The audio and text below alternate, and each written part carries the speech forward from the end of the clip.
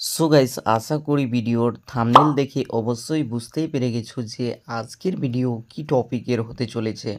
তো গাইস, আমরা হোয়াটসঅ্যাপে মানে ফটো ডকুমেন্ট করে কিভাবে অন্যের কাছে সেন্ড করব, তো আজকের এই ভিডিওতে আমি স্টেপ বাই স্টেপ দেখাবো। ভিডিওটা আমার প্রথম থেকে শেষ অবধি দেখুন। আর আমার চ্যানেলে যদিও নতুন হয়ে থাকেন তো প্লিজ গাইস আমার চ্যানেলটাকে সাবস্ক্রাইব করতে ভুলবেন না। তো গাইস, সবার প্রথমে আমাদেরকে হোয়াটসঅ্যাপ অ্যাপ্লিকেশানটাকে ওপেন করে নিতে হবে। তো গাইস, আমি হোয়াটসঅ্যাপ অ্যাপ্লিকেশানের লিঙ্কটা আমার ভিডিওর ডিসক্রিপশানে দিয়ে দেবো, চাইলে ওখান থেকে ডাউনলোড করতে পারেন। তো গাইস, দেখে নেন, এই যে আমি যে কোনো একটি ফটোকে আমি সেন্ড করব।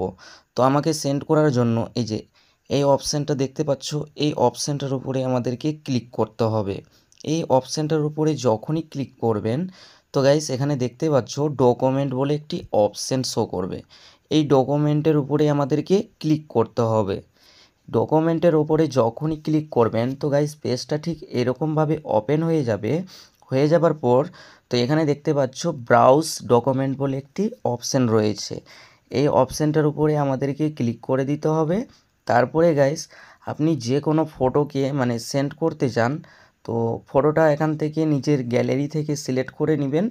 তো যেহেতু আমি গাইস এই ফটোটাকে সিলেক্ট করে নিয়েছি, দেখতেই পাচ্ছ।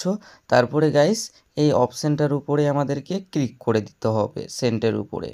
সেন্টের উপরে যখনই ক্লিক করবেন তো গাইস দেখতেই পাচ্ছ একেবারেই ডকুমেন্ট হয়ে আমার পিডিএফটা একবারে পিডিএফের মতোই গাইস সেন্ড হচ্ছে। তো আশা করি গাইস বুঝতে পেরে গেছো যে ডকুমেন্ট করে ফটো কিভাবে সেন্ড করা যায়।